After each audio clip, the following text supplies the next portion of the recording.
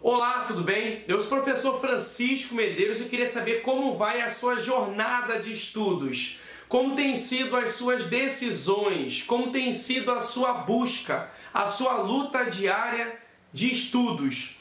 Nunca esquecer, hein? É preciso sair da inércia. Segundo passo, saiu da inércia, você vai tomar decisão, você vai tomar atitudes. E não esquecer, quando nós tomamos ações, também acontecem reações. Na realidade, como você já deve perceber, eu estou falando das leis de Newton e hoje eu quero me preocupar com algumas, não todas, mas algumas das suas aplicações. Veja bem, olha para cá.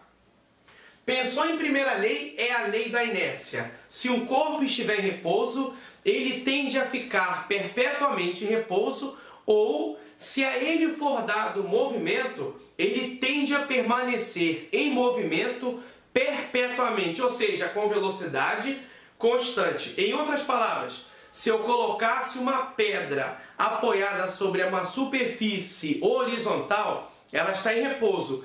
A pedra tende a ficar perpetuamente em repouso. Agora, se essa mesma pedra fosse colocada no espaço e tivesse sido arremessada pelo espaço, provavelmente ela iria se mover perpetuamente com velocidade constante. Ela não ia conseguir mudar a sua condição de inércia. Se ela estiver parada, ela tende a se manter em inércia parada. Se ela for colocada em movimento, ela tende a se manter com velocidade constante por inércia. Ela não muda a sua própria situação. Se eu penso na segunda lei de Newton, Fr é igual a m vezes A. Força resultante em Newton é igual a massa em quilogramas vezes aceleração em metros por segundo ao quadrado. Essa caneta é um objeto inerte, ela está parada. No entanto, se eu aplicar uma força sobre essa massa, ela sofre uma aceleração. Se eu aplico uma força no objeto, é capaz desse objeto sofrer uma aceleração. É lógico, se eu aplicar força numa parede, dificilmente eu vou tirar a parede do lugar. Aí, na verdade, a gente pensa na terceira lei de Newton. Se eu aplico uma força na parede, eu produzo uma ação. E a parede devolve na minha mão uma reação. Na realidade, eu estou supondo a você que está assistindo o vídeo a ideia de uma força de contato. Se eu aplicar a minha mão nesse quadro, o contato produz uma reação normal contra a minha própria mão. Se eu ficar parado diante dessa câmera durante muito tempo, eu aplico a força-peso para baixo, lembrando que força-peso é a massa do objeto, nesse caso sou eu, vezes G, que é a gravidade local. Gravidade na Terra pode ser 9,8 metros por segundo ao quadrado, ou principalmente pode colocar como tem acontecido recentemente, G, a gravidade pode valer 10 metros por segundo ao quadrado. Então, quanto maior a massa, maior a força-peso. Quanto maior a gravidade de um planeta, maior a força-peso para baixo. Se eu aplico a força-peso para baixo, haverá uma força de contato, a reação normal do solo contra os meus pés. Você que está assistindo o vídeo sentado em uma cadeira, em uma poltrona, você aplica a sua força-peso para baixo e a cadeira, a cama, o objeto em que você está sentado, vai produzir uma reação normal contra você. Se você assistir o vídeo em pé, os seus pés receberão a força contato com sentido, na verdade, oposto à força aplicada. A ideia de força-contato tem essa relação. Se eu der um soco no quadro, a reação vem do quadro contra a minha mão. Se eu der um soco no chão, a reação normal oposta é para cima. Se eu aplicar uma força no teto, a reação normal vai ser para baixo. Porque a terceira lei sempre propõe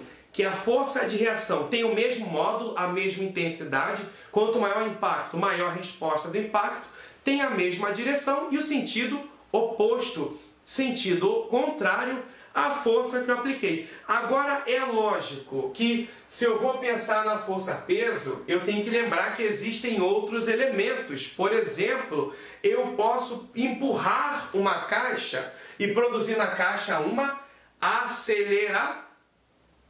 aceleração. Agora, se eu vou empurrar uma caixa, eu aplico um contato e recebo um contato contrário. Mas eu posso usar uma corda arrastando uma caixa na direção horizontal. A gente chama isso de força de tração, a letra T. Muitas vezes aparece como força de tração nas provas, força tensora. São cabos, fios que fazem essa conexão entre eu que aplico a força e a caixa que eu quero puxar.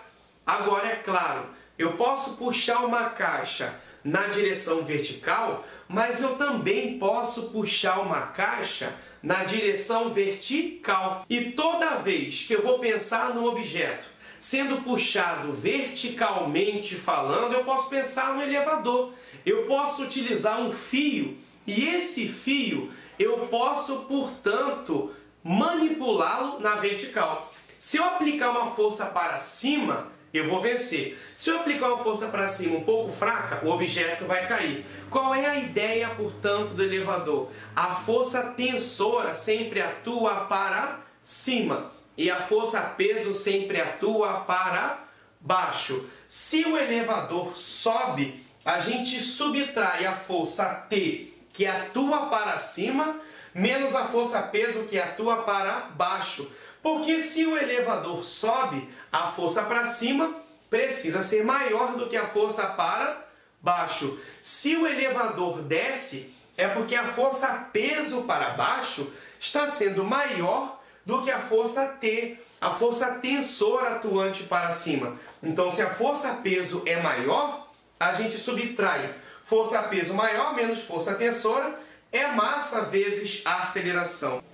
Se o elevador sobe, fica tração menos peso como força resultante, porque a força para cima é maior do que a força para baixo. Se o elevador desce, fica peso menos T, porque a força para baixo é maior do que a força para cima. De todo modo, força resultante significa resultante das forças existentes sobre o objeto. Esse objeto, o elevador, tem uma força para cima e uma força para baixo. Então, sempre preciso observar no exercício se o elevador sobe para ficar T menos P ou se o elevador desce para ficar peso menos tração. Agora, um outro exemplo específico dentro do estudo da dinâmica, onde se aplica a segunda lei de Newton, que é a única das três leis que possui fórmula. Nós chamamos isso de força centrípeta, onde nós falamos que força resultante é massa vezes a aceleração, a força centrípeta é massa vezes AC. AC eu vou chamar de quê, hein? AC eu vou chamar de aceleração centrípeta. A aceleração centrípeta é V ao quadrado sobre R. A aceleração centrípeta, eu queria que você imaginasse um objeto girando graças a uma força que atua para o centro. E a força que atua para o centro, quem está mediando esse movimento circular é a minha mão. A minha mão aplica uma força centrípeta, que depende de alguns elementos. Que é o elemento? A massa desse objeto que eu estou segurando, o raio dessa trajetória circular e a velocidade que o objeto está girando. Quem está controlando tudo isso? É a minha própria força centrípeta, porque a minha força atua para o centro. Levamos em conta quais elementos mesmo, hein? A massa do objeto, a velocidade dele e o raio. Claro, mais força centrípeta eu estou aplicando de acordo com a massa do objeto, de acordo com a velocidade que eu desejo alcançar, e é inversamente proporcional ao raio de uma trajetória circular. Então, as aplicações das leis de Newton são diversas. Aqui nós temos algumas e muitas mais merecem ser estudadas futuramente, tudo bem? Pois é, a pergunta que fica no é a seguinte: como isso tem caído nas provas, né? Eu recebi pelo meu Instagram, o Instagram Exatas com Francisco Medeiros, uma questão que caiu na UF, a Universidade Federal Fluminense. A questão diz o seguinte, observe, ó. O elevador de passageiros começou a ser utilizado em meados do século XIX, favorecendo o redesenho arquitetônico das grandes cidades e modificando os hábitos de moradia. Suponha que o elevador de um prédio sobe com aceleração constante de 2 metros por segundo ao quadrado, transportando passageiros cuja massa total é 5 vezes 10 elevado a 2 kg. Durante esse movimento de subida, o piso do elevador fica submetido a uma força D, dado a aceleração da gravidade igual a 10 metros por segundo ao quadrado. Letra A, 5,0 vezes 10 elevado a 2 newtons. Letra B, 1,5 vezes 10 a terceira newtons. Letra C, 4,0 vezes 10 elevado a terceira newtons. Letra D, 5,0 vezes 10 elevado a terceira newtons. Ou letra E, 6,0 vezes 10 elevado a terceira newtons. Bom, o que devemos levar em conta? Em primeiro lugar, ele deixa muito claro que o elevador sobe. E ele sobe com uma aceleração que vale 2 metros por segundo ao quadrado. Das 3 leis de Newton, só a segunda tem fórmula. Dizemos que força resultante é o produto da massa vezes a aceleração. Então, se o elevador sobe, é porque a força tensora para cima é maior do que a força peso para baixo. A força tensora para cima menos o peso para baixo é massa vezes a aceleração. Qual é a força atuante para cima? Aí eu não sei. A força peso, nesse caso, já que a gente faz essa observação, a força peso é massa vezes gravidade, que é igual a massa vezes a aceleração. A força T atuante para cima, eu ainda não sei, mas menos mg, por outro lado, vai se tornar positiva e eu somo mg mais ma.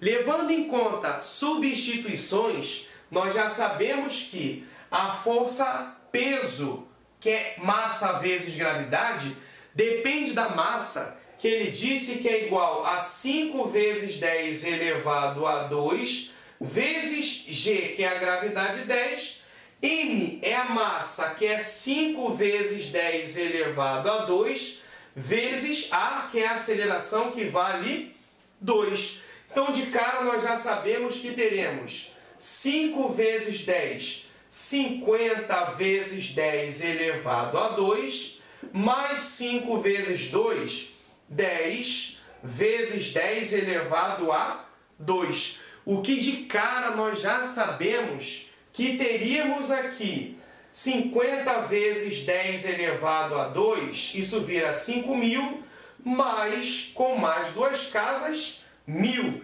5.000 mais 1.000, nós teríamos, portanto, 6.000.